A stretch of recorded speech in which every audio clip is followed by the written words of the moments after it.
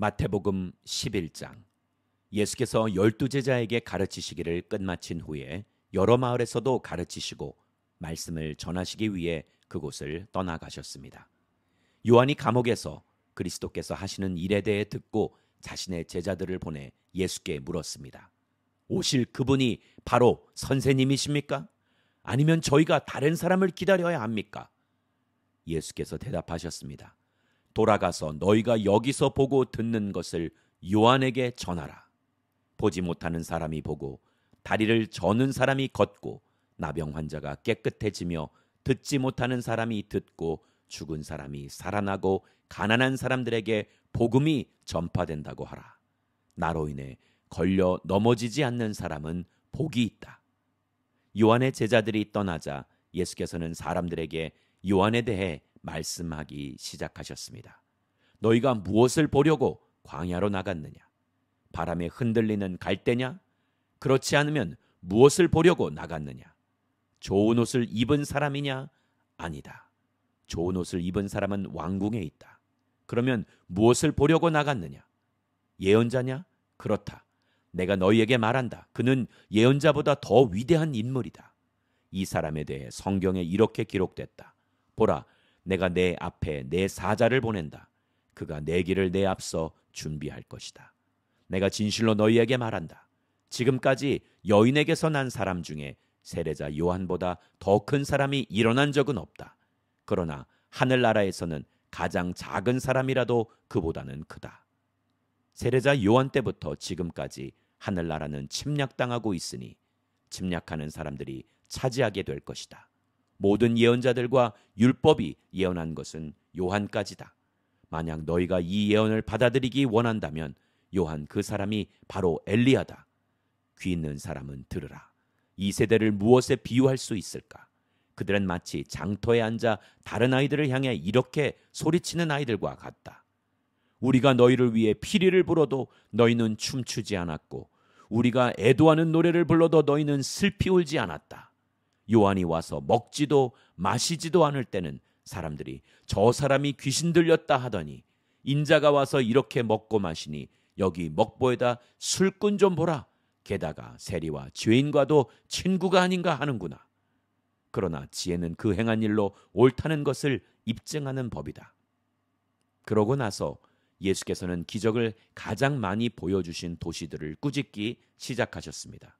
그들이 회개하지 않았기 때문입니다. 고라시나 내게 화가 있을 것이다. 벳세다야 내게 화가 있을 것이다. 너희에게 베푼 기적들이 두로와 시돈에서 나타났다면 그들은 벌써 오래전에 베옷을 입고 재를 뒤집어 쓰고 앉아 회개했을 것이다. 그러나 내가 너희에게 말한다. 심판날에 두로와 시돈이 너희보다 견디기 더 쉬울 것이다. 그리고 너 가버나움아, 내가 하늘에 들려 올라갈 것 같으냐? 아니다. 너는 저 음부에까지 내려갈 것이다. 내게 베푼 기적들이 소돔에서 나타났다면 그 도시가 오늘까지 남아 있었을 것이다. 그러나 내가 너희에게 말한다. 심판날에 소돔 땅이 너희보다 더 견디기 쉬울 것이다. 그때 예수께서 말씀하셨습니다. 아버지, 하늘과 땅의 주님, 제가 찬양합니다. 이 모든 것을 지혜롭고 학식 있는 사람들에게는 감추시고 어린아이들에게는 나타내셨습니다. 그렇습니다. 아버지, 이것이 바로 아버지의 은혜로우신 뜻입니다. 내 아버지께서 모든 것을 내게 맡기셨습니다. 아버지 외에는 아들을 아는 사람이 없고 아들과 또 아들이 택해 계시해 준 사람들 외에는 아버지가 누구인지 아는 사람이 없습니다. 수고하고 무거운 짐을 진 모든 사람은 다 내게로 오라. 내가 너희를 쉬게 할 것이다.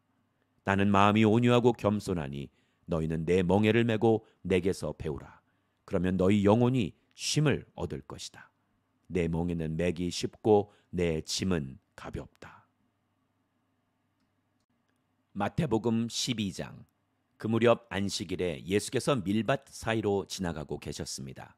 예수의 제자들은 배가 고파서 이삭을 따서 먹기 시작했습니다. 이것을 본 바리새파 사람들이 예수께 말했습니다. 보시오, 당신 제자들이 안식일에 해서는 안 될 일을 하고 있어. 예수께서 대답하셨습니다. 다윗과 그 일행이 굶주렸을 때 다윗이 한 일을 읽어보지 못했느냐? 다윗이 하나님의 집에 들어가 제사장만 먹게 돼 있는 진설병을 스스로 먹고 또 자기 일행에게도 나누어 주지 않았느냐? 또 제사장들이 안식일에 성전 안에서 안식일을 어겨도 그것이 죄가 되지 않는다는 것을 율법에서 읽어보지 못했느냐? 내가 너희에게 말한다. 성전보다 더 큰 이가 여기 있다. 내가 원하는 것은 제사가 아니라 자비다라고 하신 말씀의 뜻을 너희가 알았다면 너희가 죄 없는 사람들을 정죄하지 않았을 것이다. 인자는 안식일의 주인이다. 예수는 그곳을 떠나 유대 사람의 회당으로 들어가셨습니다. 그곳에는 한쪽 손이 오그라든 사람이 있었습니다. 그들은 예수를 고소할 구실을 찾으려고 물었습니다. 안식일에 병을 고치는 것이 옳습니까? 예수께서 말씀하셨습니다.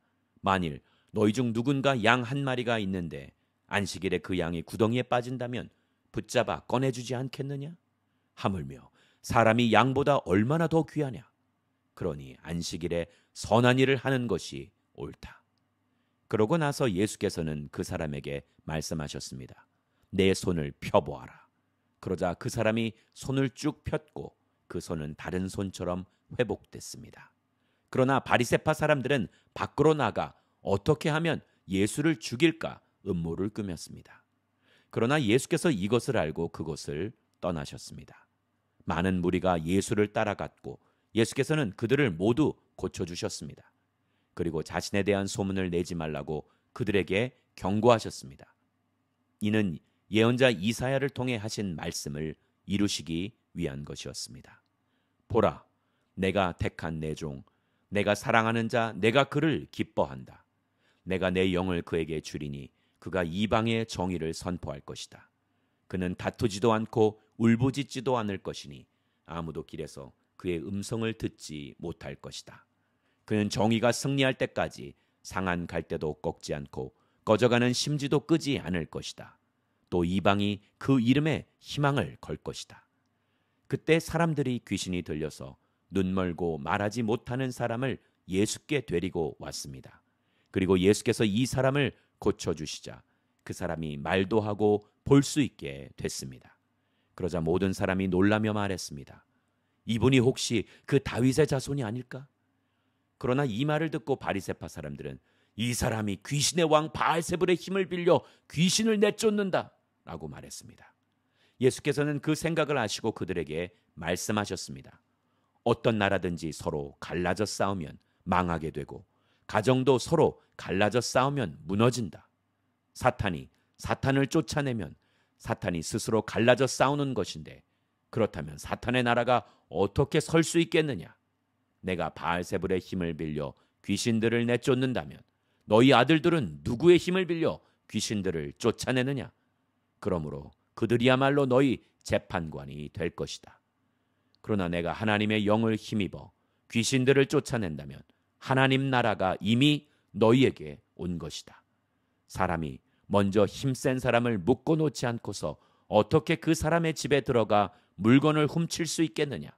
묶어 놓은 후에야 그 집을 털 수 있을 것이다. 나와 함께하지 않는 사람은 나를 반대하는 사람이고 나와 함께 모으지 않는 사람은 흩어버리는 사람이다. 그러므로 내가 너희에게 말한다. 사람의 모든 죄와 신성 모독하는 말은 용서받겠지만 성령을 모독하는 것은 용서받지 못할 것이다. 누구든지 인자를 욕하는 사람은 용서받겠지만 성령을 모독하는 사람은 이 세대와 오는 세대에서도 용서받지 못할 것이다. 나무가 좋으면 그 열매도 좋고 나무가 나쁘면 그 열매도 나쁘다. 나무는 그 열매를 보면 알 수 있다. 독사의 자식들아, 너희가 악한데 어떻게 선한 것을 말하겠느냐? 마음에 가득 차 있는 것이 입 밖으로 흘러나오는 법이다. 선한 사람은 선한 것을 쌓았다가 선한 것을 내놓고 악한 사람은 악한 것을 쌓았다가 악한 것을 내놓는다. 그러나 내가 너희에게 말한다. 심판날에 사람은 자기가 함부로 내뱉은 모든 말에 대해 해명해야 할 것이다. 내가 한 말로 의롭다는 판정을 받기도 하고 내가 한 말로 죄가 있다는 판정을 받기도 할 것이다. 그때 바리새파 사람들과 율법학자들이 예수께 말했습니다. 선생님, 우리에게 표적을 보여주십시오. 예수께서 대답하셨습니다. 악하고 음란한 세다가 표적을 구하지만 예언자 요나의 표적밖에는 보여줄 것이 없다. 요나가 3일 밤낮을 큰 물고기 뱃속에 있었던 것처럼 인자도 3일 밤낮을 땅속에 있을 것이다. 심판 때에 니느웨 사람들이 이 세대와 함께 일어나 그 죄를 심판할 것이다. 그들은 요나의 선포를 듣고 회개했기 때문이다. 그러나 요나보다 더 큰 이가 여기 있다. 심판 때에 남쪽 여왕이 이 세대와 함께 일어나 그 죄를 심판할 것이다. 그 여왕은 솔로몬의 지혜를 들으려고 땅끝에서 왔기 때문이다. 그러나 솔로몬보다 더 큰 이가 여기 있다. 한 더러운 귀신이 어떤 사람에게서 나와 쉴 곳을 찾으려고 물 없는 곳을 돌아다니다가 끝내 찾지 못했다. 그래서 그 더러운 귀신은 내가 전에 나왔던 집으로 다시 돌아가야겠다라고 말했다. 그런데 가보니 그 집은 아직 비어있는 채로 깨끗이 치워져 있고 말끔히 정돈돼 있었다. 그러자 더러운 귀신은 나가서 자기보다 더 사악한 다른 귀신들을 7이나 데리고 와 그곳에 들어가 살았다. 그렇게 되면 그 사람의 마지막은 처음보다 훨씬 더 나빠질 것이다. 이 악한 세대에도 이렇게 될 것이다. 예수께서 사람들에게 여전히 말씀하고 계실 때 예수의 어머니와 형제들이 예수께 말하려고 밖에 서 있었습니다. 어떤 사람이 예수께 말했습니다. 보십시오. 선생님의 어머니와 형제들이 선생님께 드릴 말씀이 있다며 밖에 서 있습니다. 예수께서 그에게 대답하셨습니다. 누가 내 어머니고 내 형제들이냐? 그리고 손을 내밀어 제자들을 가리키며 말씀하셨습니다. 보라, 내 어머니고 내 형제들이다. 누구든지 하늘에 계신 내 아버지의 뜻을 행하는 사람이 내 형제요, 자매요, 어머니다. 마태복음 13장. 그날 예수께서 집에서 나와 호숫가에 앉으셨습니다. 큰 무리가 주위로 모여들었기 때문에 예수께서는 배에 올라가 앉으셨고 사람들은 모두 호숫가에 서 있었습니다. 그러자 예수께서 많은 것을 비유로 말씀하셨습니다. 한 농부가 씨를 심으러 나갔다. 그가 씨를 뿌리는데 어떤 씨는 길가에 떨어져 새들이 와서 모두 쪼아 먹었다. 또 어떤 씨는 흙이 많지 않은 돌밭에 떨어져 흙이 얕아 싹이 곧 나왔으나 해가 뜨자 그 싹은 시들어버리고 뿌리가 없어서 말라버렸다. 또 다른 씨는 가시덤불에 떨어졌는데 가시덤불이 자라 무성해져 싹이 나는 것을 막아버렸다. 그러나 어떤 씨는 좋은 땅에 떨어져 100배, 60배, 30배 열매 맺었다. 귀 있는 사람은 들으라. 제자들이 예수께 와서 물었습니다. 왜 사람들에게 비유로 말씀하십니까? 예수께서 대답하셨습니다. 너희에게는 하늘나라의 비밀을 아는 것이 허락됐으나 다른 사람들에게는 그렇지 않다. 가진 사람은 더 받아서 더욱 풍성해질 것이고 가지지 못한 사람은 가진 것마저 빼앗길 것이다. 내가 비유로 가르치는 이유는 그들이 보아도 보지 못하고 들어도 듣지 못하며 깨닫지 못하기 때문이다. 이사야의 예언이 그들에게 이루어지는 것이다. 너희가 듣기는 들어도 깨닫지 못하며 보기는 보아도 깨닫지 못할 것이다. 이 백성들의 마음이 굳어져서 귀는 듣지 못하고 눈은 감겨 있다. 이것은 그들로 하여금 눈으로 보지 못하게 하고 귀로 듣지 못하게 하고 마음으로 깨닫지 못하게 하고 돌아서지 못하게 해 내가 그들을 고쳐주지 않으려는 것이다. 그러나 너희 눈은 볼 수 있으니 복이 있고 너희 귀는 들을 수 있으니 복이 있다. 내가 진실로 너희에게 말한다. 많은 예언자들과 의인들이 너희가 보는 것을 보려 했지만 보지 못했고 너희가 듣는 것을 들으려 했지만 듣지 못했다. 이제 씨 뿌리는 사람의 비유를 들어보라. 하늘나라에 대한 말씀을 들어도 깨닫지 못하면 악한 자가 와서 그 마음속에 뿌려진 것을 빼앗아 간다. 이것이 길가에 뿌린 씨와 같은 사람이다. 돌밭에 떨어진 씨는 말씀을 듣자마자 기쁨으로 받아들이지만 뿌리가 없기 때문에 오래가지 못한다. 말씀 때문에 고난이나 핍박이 오면 곧 걸려 넘어진다. 또 가시덤불 가운데 떨어진 씨는 말씀은 들었지만 이 세상의 걱정과 돈의 유혹이 말씀을 막아 열매 맺지 못하는 사람이다. 그러나 좋은 땅에 떨어진 씨는 말씀을 듣고 깨닫는 사람이다. 이 사람은 열매를 맺어 100배, 60배, 30배 결실을 낸다. 예수께서는 또 다른 비유를 들어 말씀하셨습니다.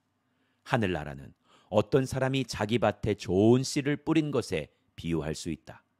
그런데 사람들이 모두 자고 있는 동안 원수가 와서 밀 가운데 가라지를 뿌리고 도망갔다. 밀이 줄기가 나서 열매를 맺을 때에 가라지도 보였다. 종들이 주인에게 와서 말했다. 주인님께서는 밭에 좋은 씨를 뿌리지 않으셨습니까? 그런데 도대체 저 가라지가 어디에서 생겨났습니까? 그러자 주인이 대답했습니다. 원수가 한 짓이다. 종들이 물었습니다. 저희가 가서 가라지를 뽑아버릴까요? 주인이 대답했습니다. 아니다. 가라지를 뽑다가 밀까지 뽑을 수 있으니 추수할 때까지 둘 다 함께 자라도록 내버려 두어라.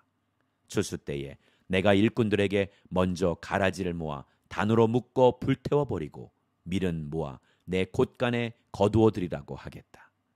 예수께서 또 다른 비유를 들어 말씀하셨습니다.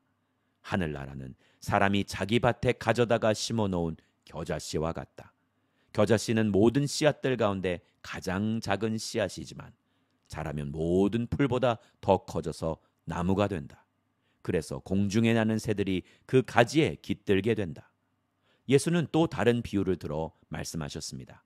하늘나라는 여인이 가져다가 밀가루 3, 4톤에 섞어 온통 부풀게 하는 누룩과 같다.